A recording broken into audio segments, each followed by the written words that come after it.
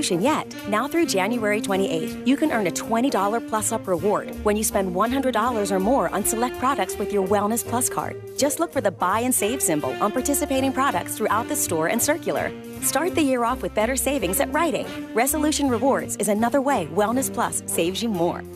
In-store purchase with Wellness Plus card only. Plus Up will be printed on receipt in most markets for use on your next purchase when qualifying threshold is met. Plus Up expires February 11, 2012.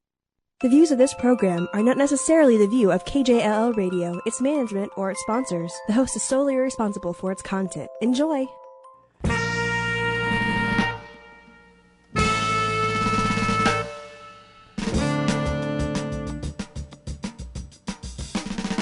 Jake Feinberg Show, it's on now. KJLL 1330 AM. Tune on in. Please listen up to some jazz interviews each week with the heavies. Don't you know? Pat Martino, George Duke, John Hurd, Dick Burke, Al Gaffa, Nat Hentoff. The Jake Feinberg Show, it's on now on KJLL 1330 AM.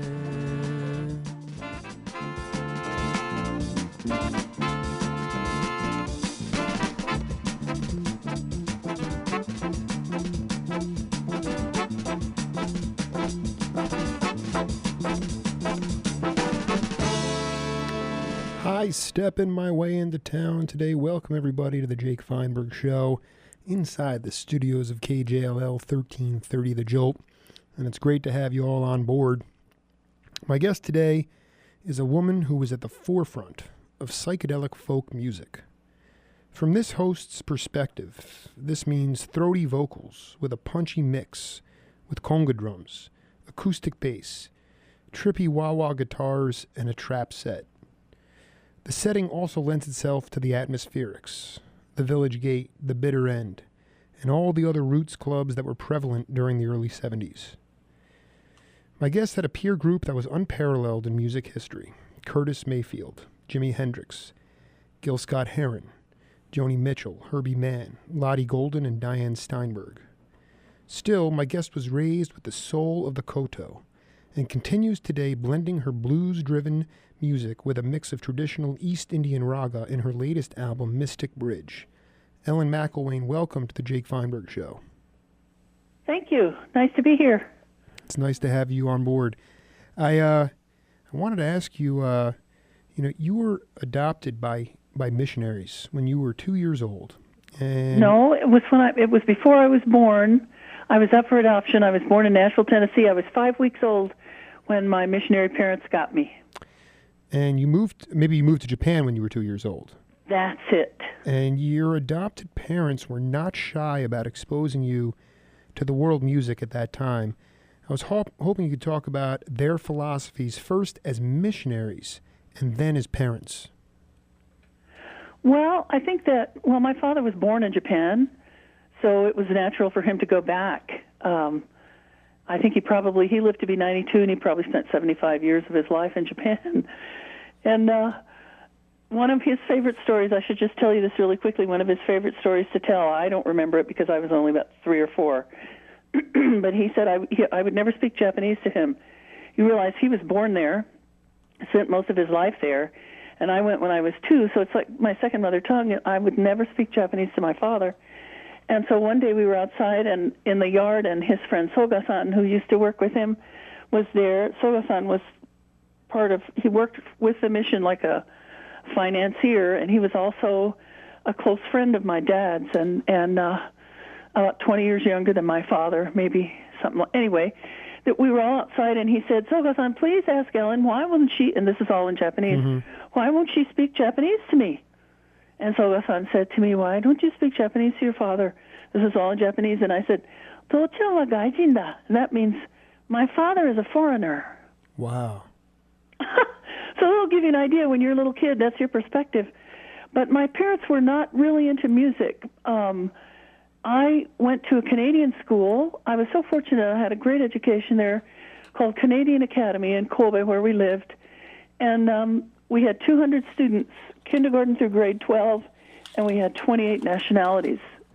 So we were exposed to each other all really quickly and early on, and we went almost all the way through high school all together, with a few people left and a few people came, other people came, but mostly, I mean, we had kids in our class and our school from all over the world, and so parent-teacher nights were, and family get-togethers at the school and everything were just fantastic. Yeah, I just wish everybody had the advantage. I was going to say, you grew up playing or listening to world music before it was coined world music. Yeah. So it was. I was just going to say, set the scene for my audience and describe a scene from your early musical days that might be able to capture this as best as possible.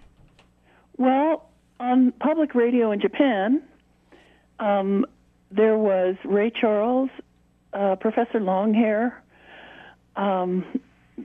Sort of New Orleans rhythm and blues was huge in Japan at that time. And then also on Japanese radio, there was Japanese folk music, which is a whole different scale. And then there was Armed Forces radio with country music and American classical, or should I say European classical music, from the Armed Forces radio.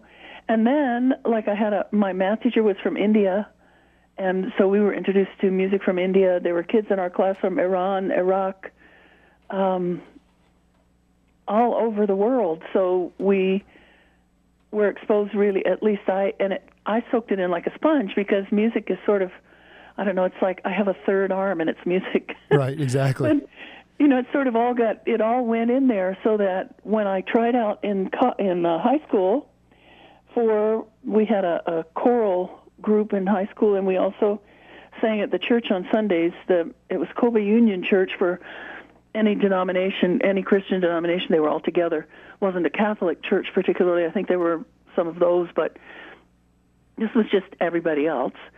And we sang. Part of what we did at the school was also part of what we did in the choir. The school was more secular, of course, but when I tried out, you were supposed to sing da-da-da-da-da, da-da-da-da-da, like that. And I always sang it in a minor key because I was not used to the do-re-mi thing, per se. Right. So, you were not being schooled in the Western tradition at all. No, I just grew up listening to so many different types of scales and styles.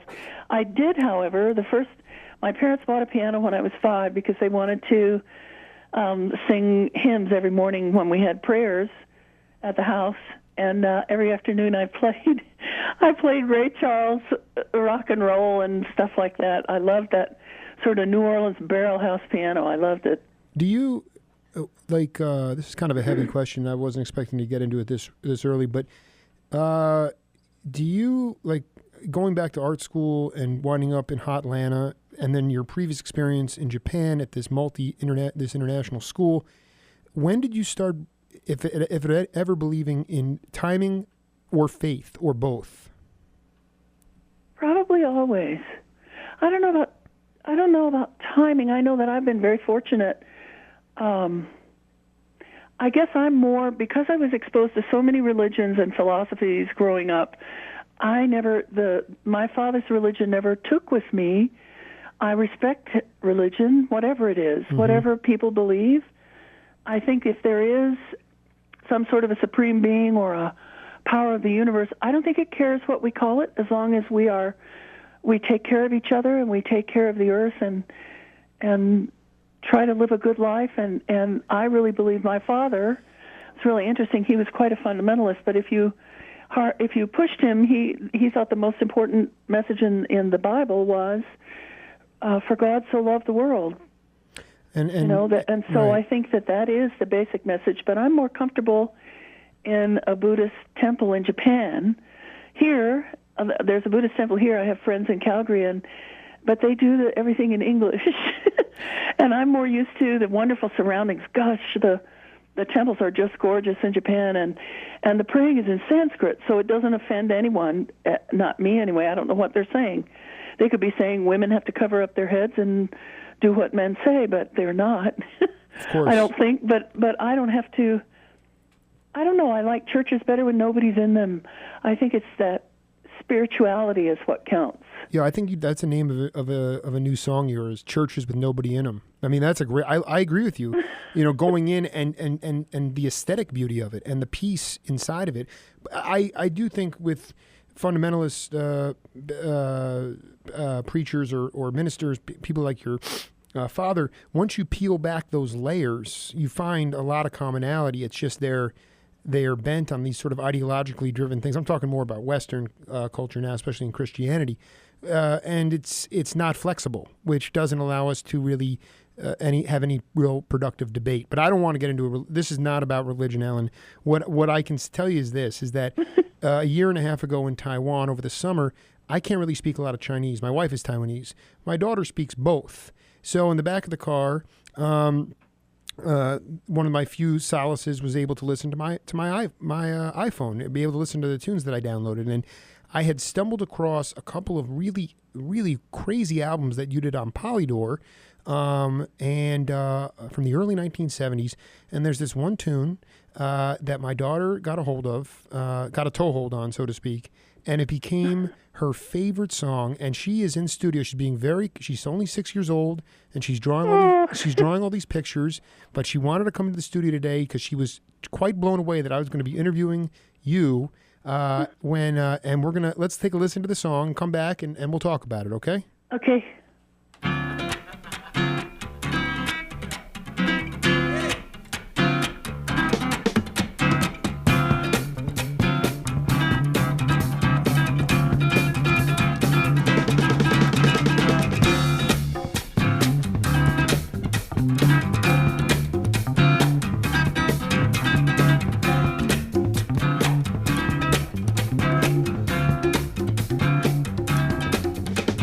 All of my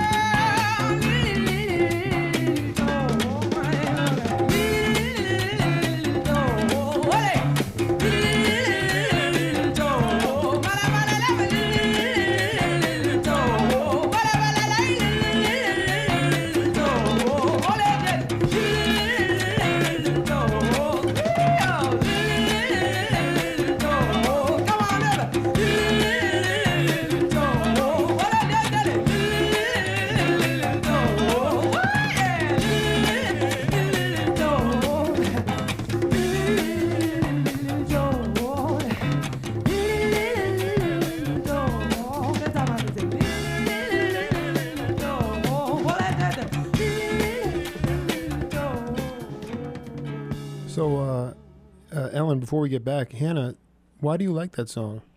It's because she is singing it. I see. She's singing it. I'll tell you, Ellen, that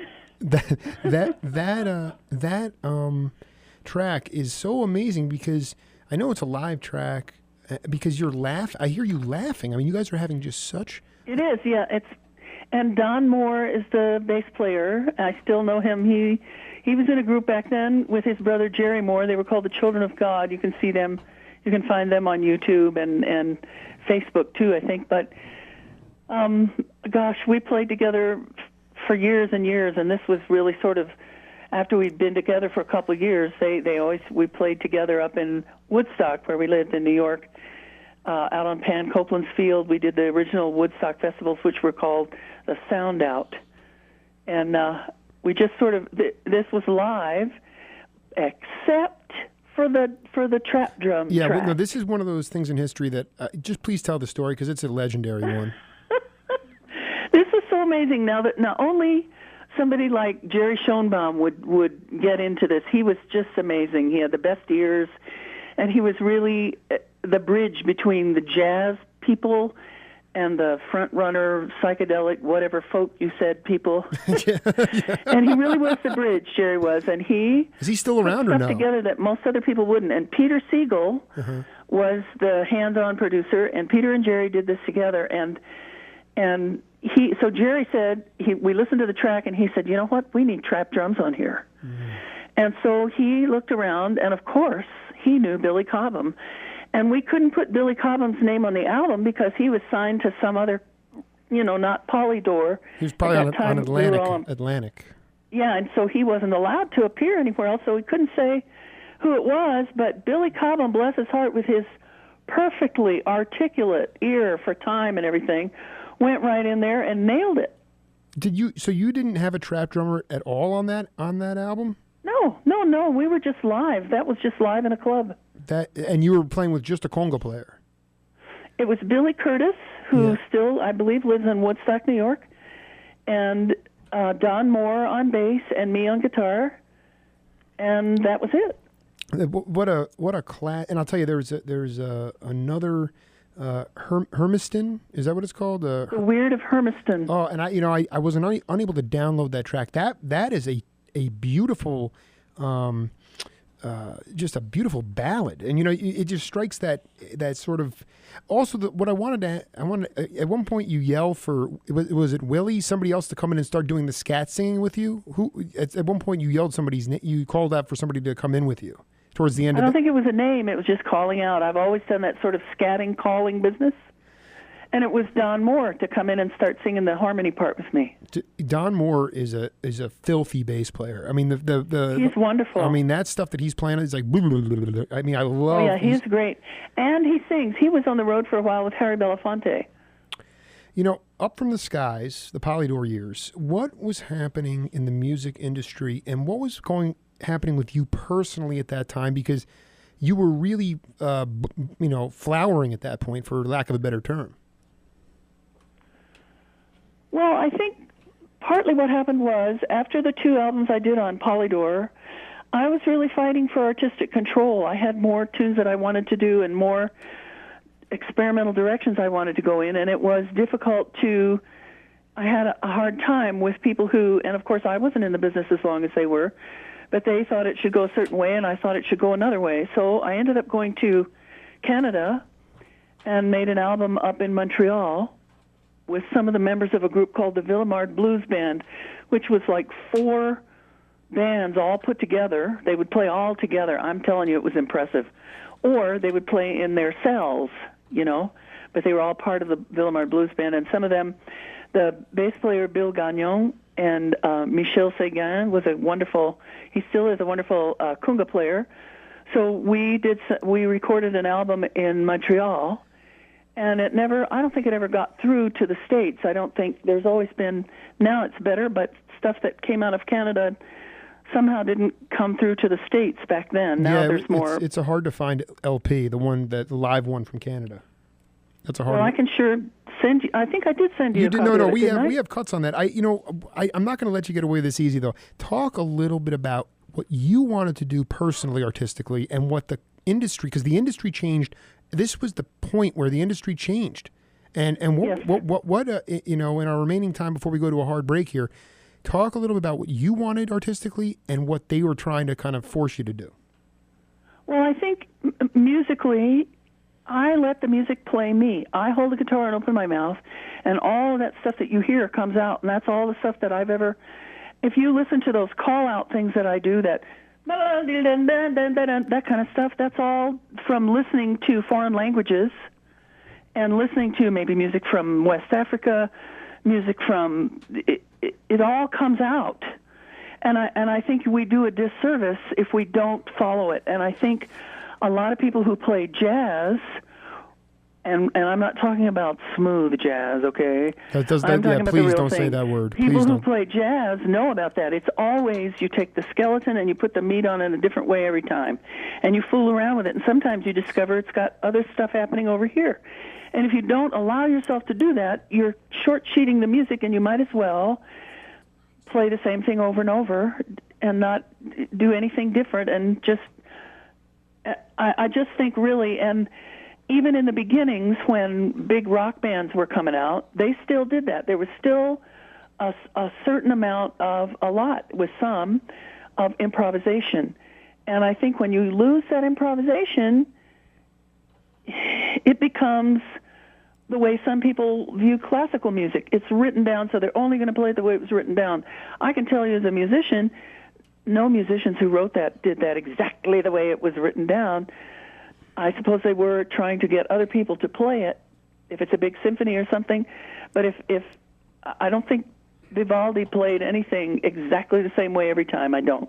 Well, and it speaks to this sort of rigidity of the commercialization of music. So it closed people's minds, too, because, I mean, what you were doing there, you had sometimes the Candido would play on conga, you know, and you'd have, you know, there was a sort of, you know, with you having this you know, background in Japan with all this world infusion.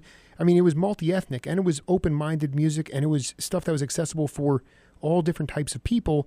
It seemed to me, indirectly, by closing the doors on that open-mindedness and making it more standard and sort of just, you know, very cookie cutter, it's dumbed down to intelligence to a certain degree.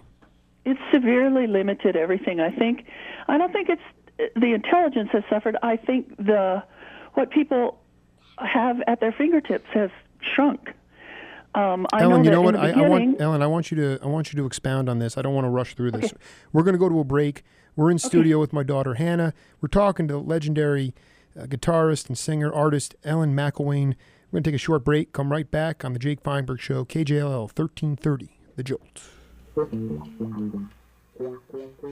Stay right there. The Jake Feinberg Show will be right back.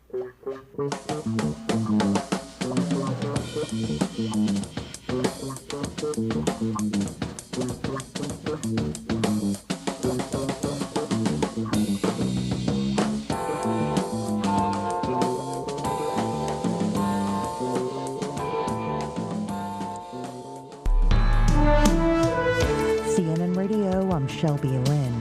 The captain of the Italian cruise ship that ran aground on rocks off the Italian coast last night is under investigation in the incident. 3 people died and dozens are still missing. Ship worker Rosalind Rincon says first the lights went out, then the ship keeled over on its side. It was just chaos. I was with my friend, one of the dancers, and we were trying to get to our live station. And we were just standing there, and there was trying to get the boats down, and the life rafts weren't opening. Rescue workers and dive teams are still searching for victims. More than 50 people have died in a suicide bombing in the southern Iraqi city of Basra. The target was apparently Shia pilgrims. Military investigators have now talked with all 4 Marines seen in a video urinating on dead Afghans. They have not been publicly identified, but are known to be an elite sniper team. The most trusted name in news. This is CNN Radio. Hello? How are those New Year's resolutions coming? I'm eating cake, so... How about a new resolution? To save. Announcing big savings at the Sears MLK event. Like up to 25% off all Kenmore appliances. Plus, save an extra 10% off all appliance brands, $4.99 and up with your Sears card. Now this is a resolution I can do. You're still eating cake, aren't you? No. Think you know how to save? Think again. Sears, #1 in appliances. Exclusions apply. See store for details. Kenmore savings range from 5 to 25%. Offer valid 1/13 through 1/17. Live from Progressive.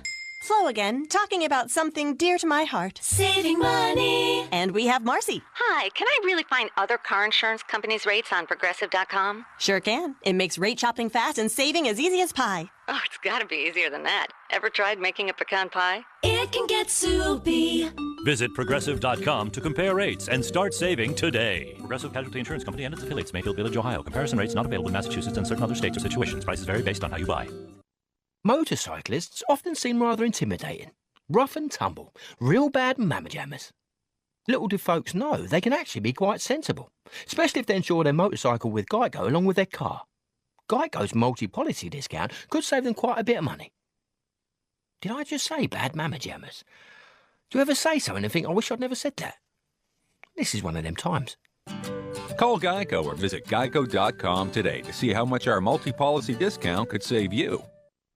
Make saving more at Rite Aid your best resolution yet. Now through January 28th, you can earn a $20 plus-up reward when you spend $100 or more on select products with your Wellness Plus card. Just look for the Buy and Save symbol on participating products throughout the store and circular. Start the year off with better savings at Rite Aid. Resolution Rewards is another way Wellness Plus saves you more. In-store purchase with Wellness Plus card only. Plus Up will be printed on receipt in most markets for use on your next purchase when qualifying threshold is met. Plus Up expires February 11, 2012.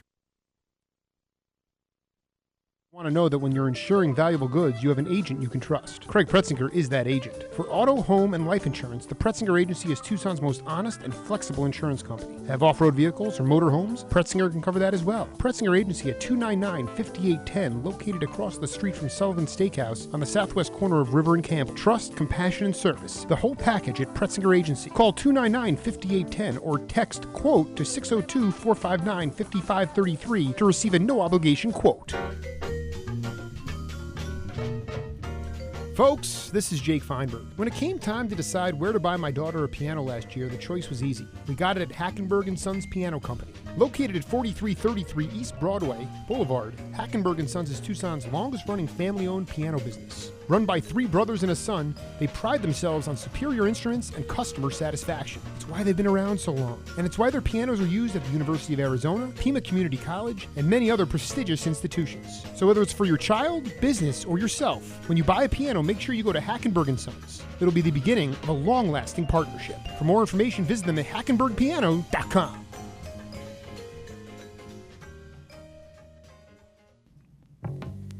Duke Ellington's inspired metaphor, dig not the distortion, got my wheels turning. If you think the sun has set on the golden age of hi-fi, stop the presses. Stereo Hospital is the light at the end of the tunnel. At 4044 East Speedway, it is your oasis in the desert of broken stereo dreams. Whether it's a dead silent amp or a broken needle, owner Jeff Brucker does it all, from the heavy lifting to the icing on the cake. A guaranteed, quick, and reasonably priced repair will put you back on the sunny side of the street. We know that music has charms to soothe the savage beast, so don't cast your old components to the winds. Visit us on the web at stereohospital.com or find us inside the Metronome Music Store, east of Alvernon at 4044 East Speedway. Ladies and gentlemen of the jury, the defense rests. Brought to you by Mixed Metaphors. Folks, this is Jake Feinberg. One of the first things I wanted to do when I moved to Tucson was find authentic Chinese cuisine.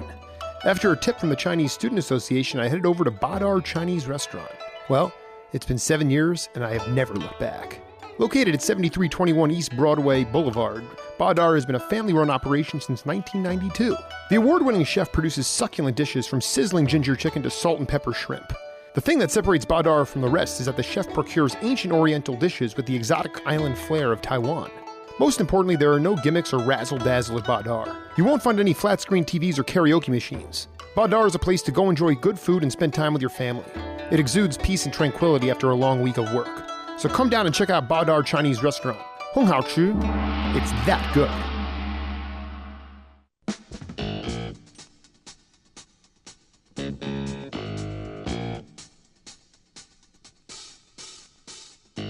If you're not part of the solution, you're part of the problem. Be a part of a new coalition with Jake Feinberg. The second half of my show starts right now. Welcome back, everybody. And the solution to my problem today is a legendary musician, Ellen McIlwaine. Ellen, welcome back. Thank you. Go ahead. I didn't mean to cut you off. Go expound on what I was asking before. Remind me what it was. I got sidetracked by the restaurant you're advertising on the little commercial break? Sure. Did you ever see, there's a wonderful movie from Taiwan called Eat, Drink, Man, Woman. Oh, I love that film. Isn't it wonderful? And it's all about the cooking and the... Well, it's a fantastic movie. I think everybody should go and see it. I agree, and it has a lot to do with family dynamics, too, in Asian culture, yes. which is just unbelievable. I wanted yes. to... we don't have time. I wanted to ask you, when you, going back a little bit, you moved to Woodstock at around the same time that the band was at Big Pink. Did you find yourself over at Big Pink with Lee Von Helm and Rick Danko? I never went over there. I know that we used to end up eating breakfast in a lot of the same places, and the guys in my band, Chris Saloom, the guitar player who still lives in Woodstock, they used to exchange tapes. This is what we did this week, this is what we did, and we would exchange our tapes and listen to each other's stuff. But I was thinking, before, and I was talking about the Woodstock Sound Out and stuff, if you look at the concerts that they put on back in the late 60s and the early 70s, it was all different types of music in one show. Exactly. Now, and gradually, like you were talking about, then the change happened. Then there was no more mixing and matching. There was nothing. It just became monolithic, one type of whatever. You know what I mean? I'm sort of beginning to write multiple books on the change in music, and a lot of it had to do with the fact, Bill Graham, for instance, in California, he would put Malo, the Grateful Dead, and Miles Davis all in the same bill. So you were getting jazz Absolutely. You were getting different types of music fans. You were also getting different ethnic people, different people, races, Latino, black, white. So you felt like you looked around and everybody looked different, but that was comfortable. Now, different is scary. Different is you have to be wary of different people. And I think it's taboo. I agree. And I think that part of it speaks to not, there's been crappy politicians throughout society, but what it comes down to is sort of the fearless leaders and guys that did it through show business, like James Brown, and a guy like that I wanted to talk to you about, a guy Jimi Hendrix, who I know you were very close with. And, these guys weren't sitting around trying to ideologically peg this person or say, yeah, we'll put them into that voting.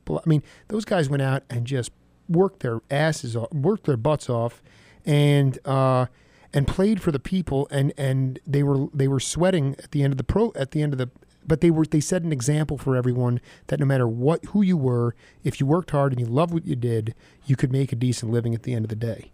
And that, those are the kind of spiritual leaders that the musical leaders that we're missing as well. Yeah, I think things have changed, and I think it is difficult to be that type of a person today because you don't have the freedom musically to express whatever comes out. But I do have to say that I think people like myself, and there are many of us up here in Canada, at our festivals, we have music festivals, folk festivals, and blues festivals, but it's still a wide category, especially folk festivals. So it has become music of the people. So we have acts from all over the world.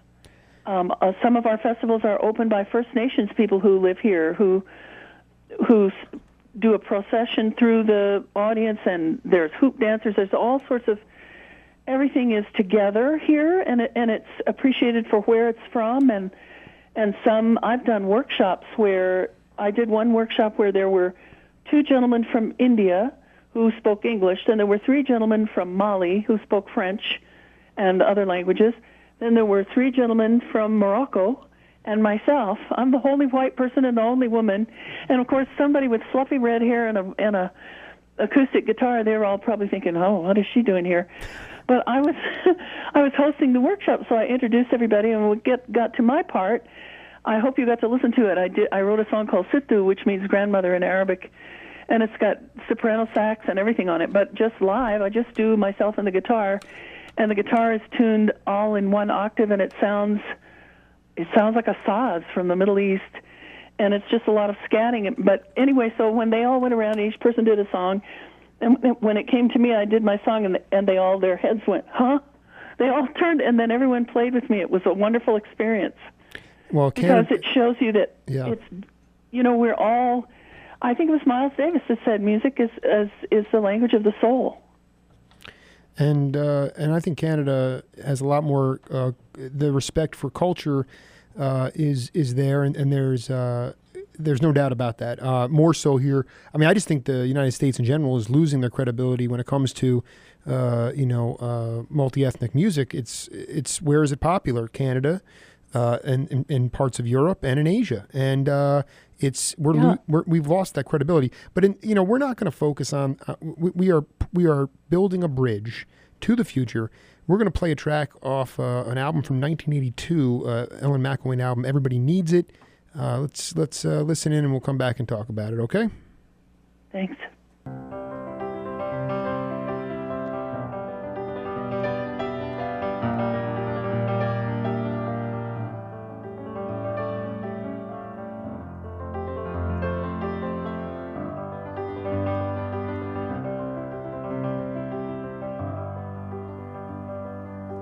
Did you ever want to shout when the lights had all gone out in the middle of the night and things don't feel quite right?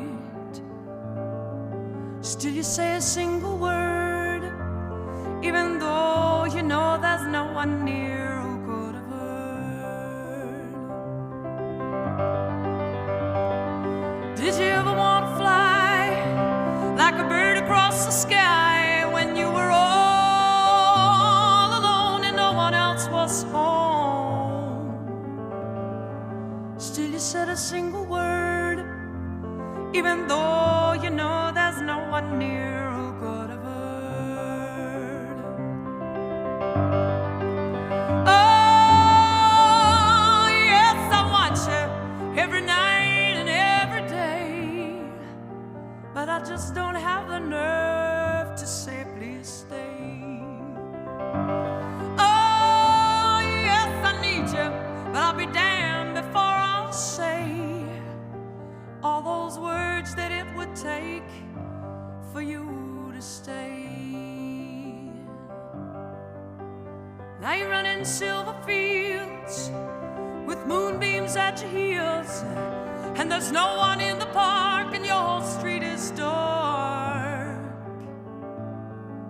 Still you say a single word, even though you know there's no one near who could have heard. Oh, yes, I want you every night and every day, but I just don't have the nerve to say please stay. Oh, yes, I need you, but I'll be damned before I'll say all those words that it would take for you to stay. Now you're lying here by me, peaceful as can be. Who is wise enough to say who will go and who will stay? Still I say my single word, even though I know that no one near who could have heard. Oh, yes, I want you every night and every day, but I just don't have the nerve to say please stay. Oh, yes, I need you, but I'll be damned before I'll say all those words that it would take for you to say. Well, that was Say a Single Word off Everybody Needs, and that was, I want to be clear because I noticed there was Howard Levy on piano, but that was you playing piano as well. That was me.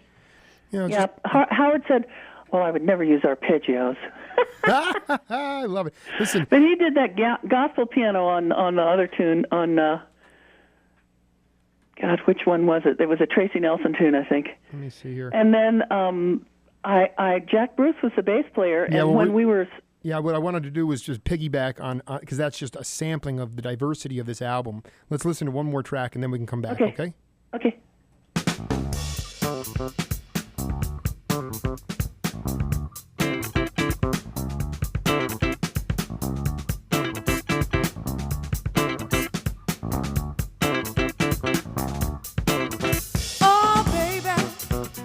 By my side, I could rule the world and control the tide.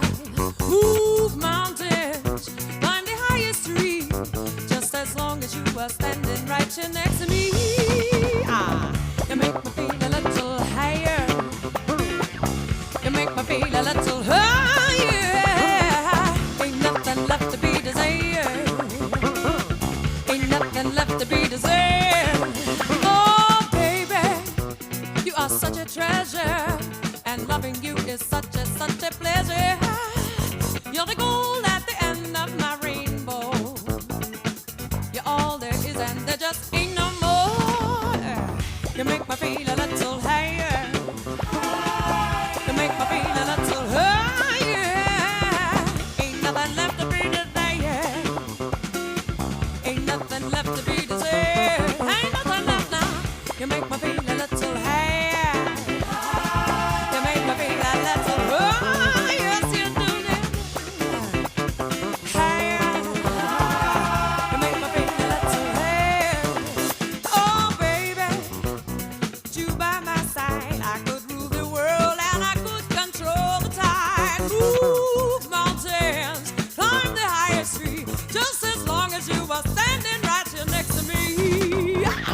You make me feel a little higher.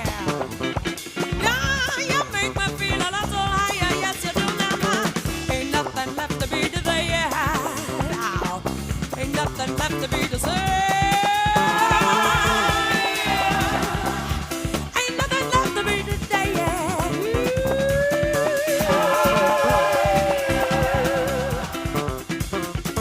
Ain't nothing left to be desired. Ain't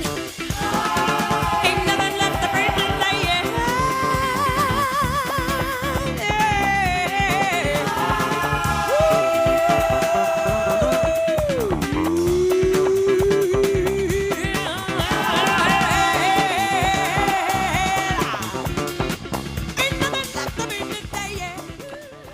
So yeah, I mean it's a real diverse album. What was making that little plucks that? That is a wonderful thing that I really wish I had kept. It's called a Mutron 3, and they're making them again. The original guys making them again. I can't remember what they're called, but I can't afford one. But I'm telling you, that was the best. It would go. It was like an envelope.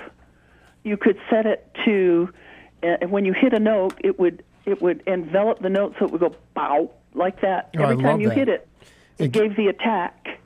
And the only other person I've heard use it recently was a guy named Beau Jacques, who was in a New Orleans Zydeco band. He used it on one tune. It was great. Do you want to talk a little bit? Can't beat a Mutron 3. You know, can you talk about Jack Bruce? And I mean, you write very much about him being one of your heroes, and then for you to get a chance for him to be, front and center on one of your albums, is quite an accomplishment. It was amazing because now Pete Brown, you mentioned Weird of Hermiston. Mm-hmm. That is, the words are by Pete Brown and the music is by Jack Bruce, and it's off of Jack's album called Things We Like, which is one of my favorite albums that he did. And so I recorded it when I did the album in Montreal, the real Ellen McIlwaine album. But I think it was so diverse. That album was it was like solo jazz or something. But anyway, so I incorporated it, and then when I went to do this album, people said, this was in 1980. People said, "Who do you want to play?" Judy Kaiserling was the person who invested the money in it.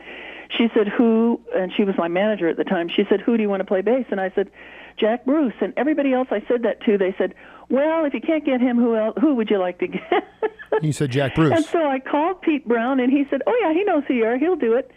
And we got a hold of Jack, and Jack said yes, and he was just charming and lovely and easy to work with. And he's the one who thought of that background vocal line in the back there. He's singing with me on that. I know, I noticed and, that. Yeah, it's one of those sort of eerie, ethereal sort of background vocal lines that he would come up with, to fill in a piece.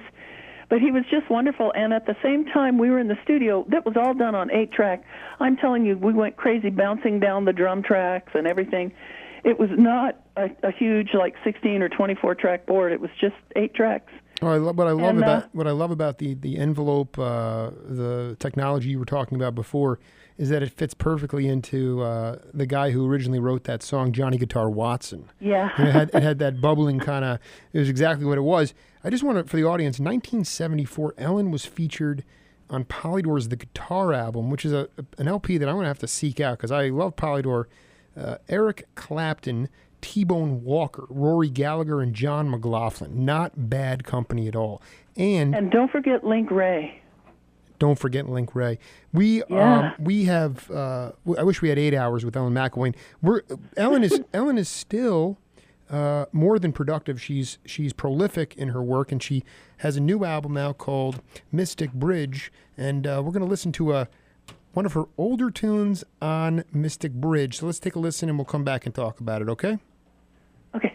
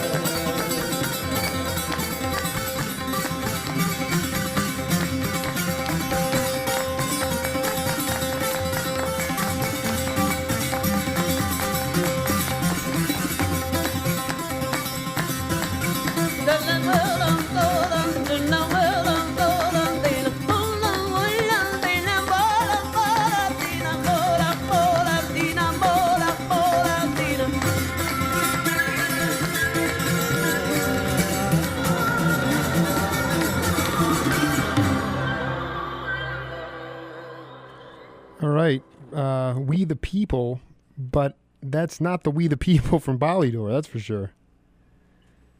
Well, Yeah, go ahead. I think over the years, the We the People that I recorded back in the 70s, which, by the way, was live in front of an audience that came to see Mandrill, talk about different types of acts. I love and we were at Carnegie. I love it. Go on. These are facts. We were at that Carnegie I need. Hall, so it's all sort of, all those odd combinations that happened back then. But that was just me live. And then this time, I think I've sort of learned a little bit more about Indian music and to play with a tabla player who also was singing, by the way. Cassius Khan is an amazing talent.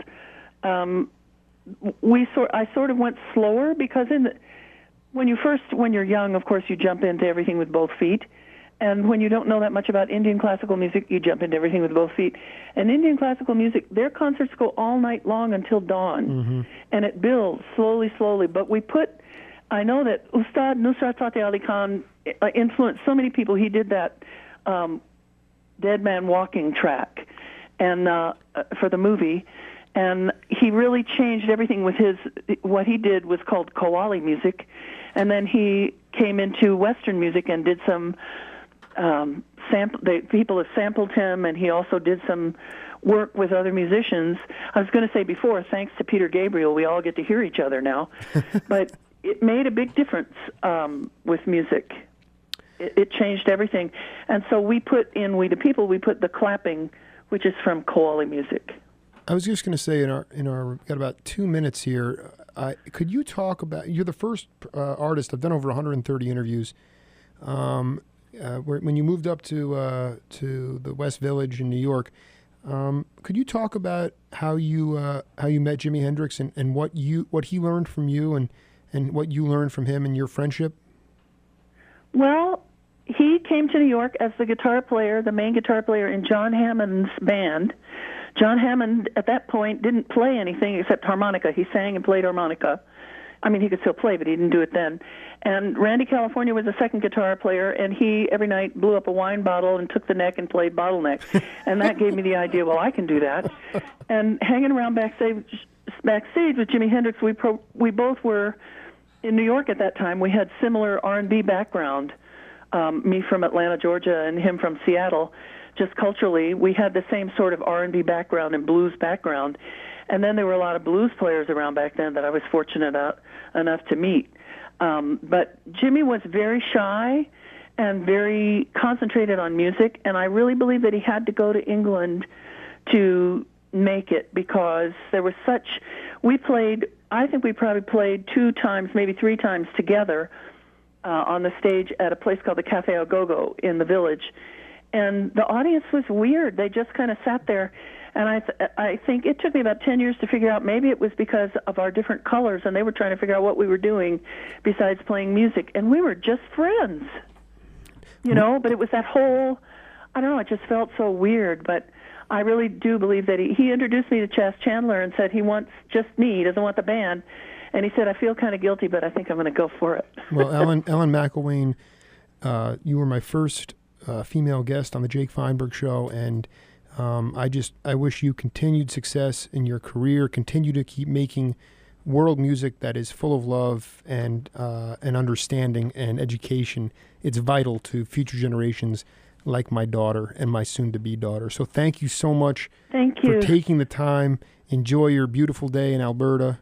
And thank you. Thank you for having me, and thank you for all your hard work, and thank you for bringing this all to the forefront. Thank you. It has to happen. Thanks a lot. This is the Jake Feinberg Show on KJLL 1330, The Jolt. KJLL, South Tucson. Some passengers jumped into the sea. Some fought over life jackets. Some say they were sure they were going to die. About 40 people are still listed as missing after an Italian cruise ship ran aground and keeled over off the coast of Tuscany. At least 3 people reported dead. Italian Coast Guard Captain Cosimo Nicastro